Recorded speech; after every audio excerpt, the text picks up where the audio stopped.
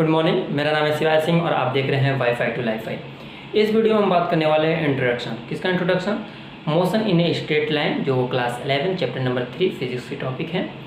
इस वीडियो में हम केवल इंट्रोडक्शन के ऊपर बात करेंगे ताकि हमें पूरा पता चले कि पूरे चैप्टर में हमें पढ़ना क्या है, कितना इंटरेस्टिंग होने वाला है चैप्टर। और यदि आप इस वीडियो को नहीं भी देखते हैं तब भी कोई फ़र्क पड़ने वाला नहीं है, क्योंकि ये जो वीडियो है केवल इंट्रोडक्शन है, जिससे आपको पता चलेगा पूरे चैप्टर में क्या क्या टॉपिक हैं और किस तरह की चैप्टर है ये। लेकिन यदि आप वीडियो देखते हैं तो बहुत हेल्प मिलेगी, ताकि ओवरऑल आपको समझ आ जाएगा कि चैप्टर कितना अच्छा है।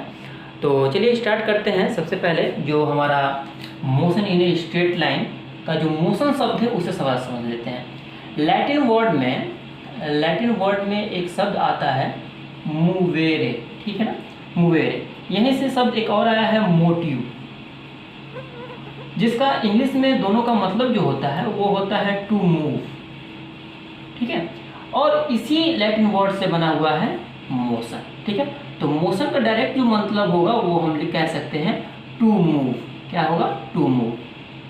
डेफिनेशन की बात करें तब भी हम कह सकते हैं motion the movement of a body from one place to another called motion, ऐसे भी हम कह सकते हैं।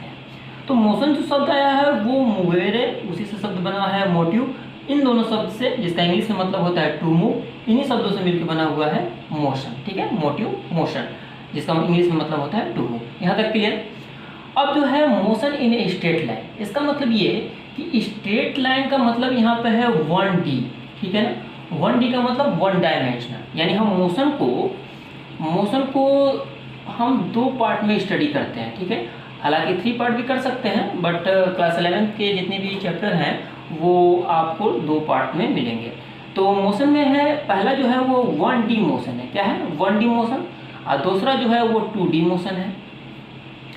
1D मोशन का मतलब मोशन इन स्ट्रेट लाइन, ठीक है, जिसे हम रेक्टिलाइनर मोशन भी कहते हैं। क्या कहते हैं? रेक्टिलाइनर मोशन। और वहीं पे 2D मोशन जो है, जिसे हमें अभी नहीं पढ़ना है, ये हम चैप्टर नंबर 4 में पढ़ेंगे। 2D मोशन का मतलब मोशन इन प्लेन, ठीक है। तो जो 1D मोशन है, जिसे मोशन इन स्ट्रेट लाइन या फिर रेक्टिलिनियर मोशन कहा जाता है, यही हमें पढ़ना है चैप्टर नंबर 3 में। इससे कुछ एग्जांपल लेके हम समझ सकते हैं। 1D मोशन कुछ ऐसे समझिए आप कि जैसे मान लीजिए कि यहाँ पे हमने एक धागा बांध दिया, स्ट्रिंग बांध दिया, और इस पे एक कोई छोटी सी चींटी चल रही है, ठीक है ना।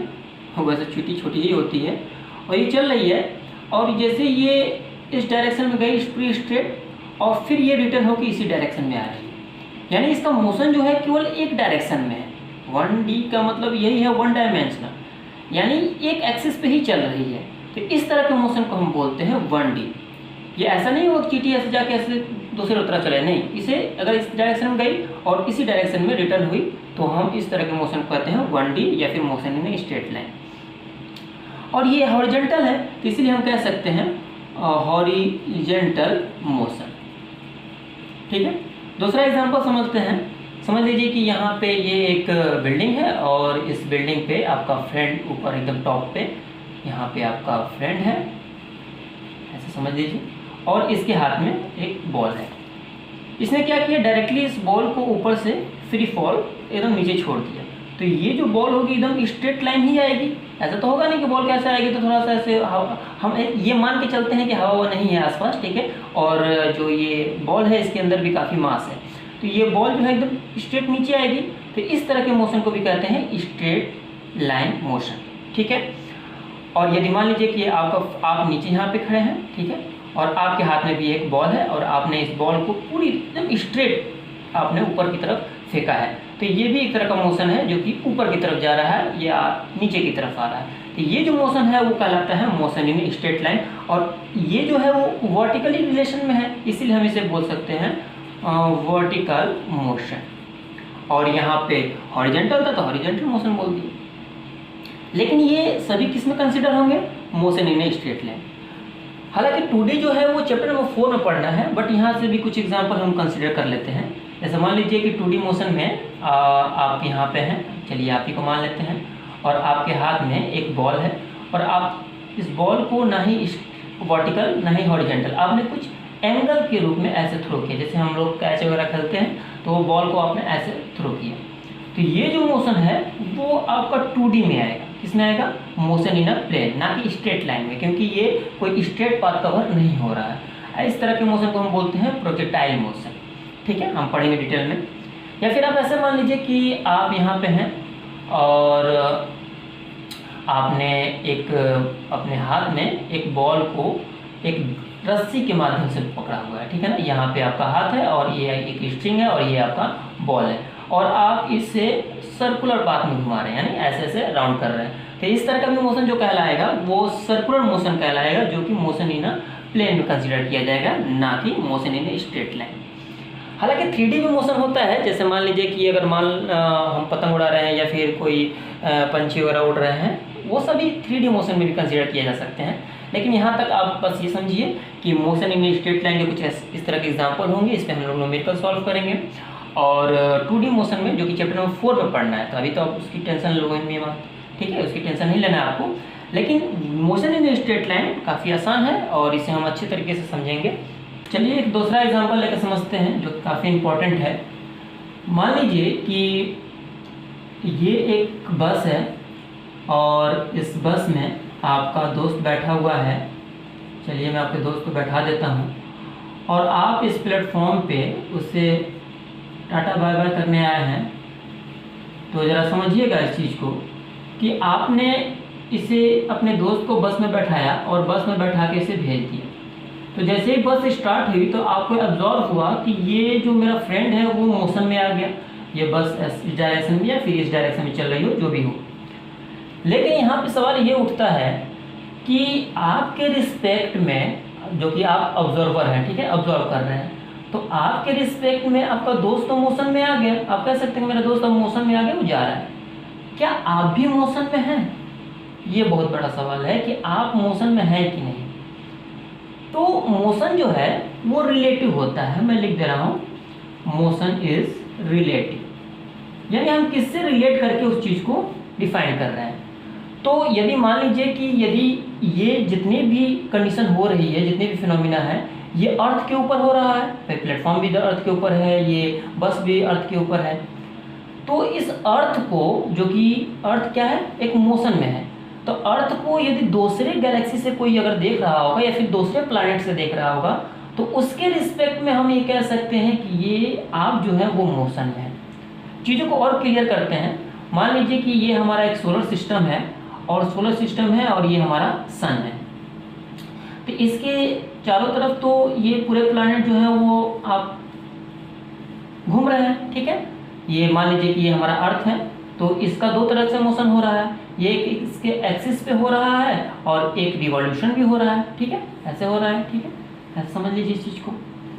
तो ये जो अर्थ पे पूरी कंडीशन हो रही थी यहाँ पे, तो यदि मान लीजिए कि दूसरे प्लैनेट से यदि कोई ऑब्जर्व करेगा तो आप भी मोशन में हैं और आपका दोस्त जो बस में बैठा है वो भी मोशन में है। तो मोशन जो होता है वो रिलेटिव होता है। जरा और अच्छे से समझिए इस चीज़ को कि जितने भी प्लैनेट हैं वो सभी मोशन में हैं। किसके रिस्पेक्ट में?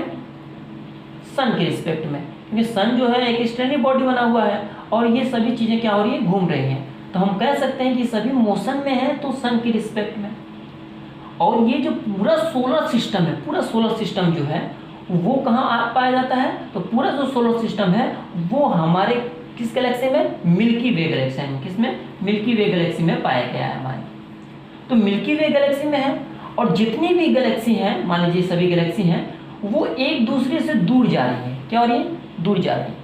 तो जितने भी ये गैलेक्सी है और जितने भी ये मोशन है वो रिलेटिव मोशन है, यानी एक दूसरे से रिलेटिव है। यानी अगर वो कोई चीज़ अगर मूव कर रही है तो ये इम्पोर्टेंट है कि उसका ऑब्जर्वर कौन है, उसे ऑब्जर्व कौन कर रहा है। ऑब्जर्वर के रिस्पेक्ट में हम बताएंगे कि वो कोई बॉडी अगर है तो वो मोशन में है या फिर नहीं है। इसलिए मोशन क्या होता है? रिलेटिव होता है, ठीक है। इसको और अच्छे से आप समझ सकते हैं। मान लीजिए कि आप ये हैं, ठीक है, और आपने एक बॉल को थ्रो किया और ये ग्राउंड के ऊपर बॉल गिरा और रुक गया, ठीक है। अब है क्या आपका कि आप इसे कह रहे हैं कि हमने इसको मोशन में किया, अब फिर उसके बाद से इसे कुछ देर के बाद स्टैंडी बॉडी में रोक दिया।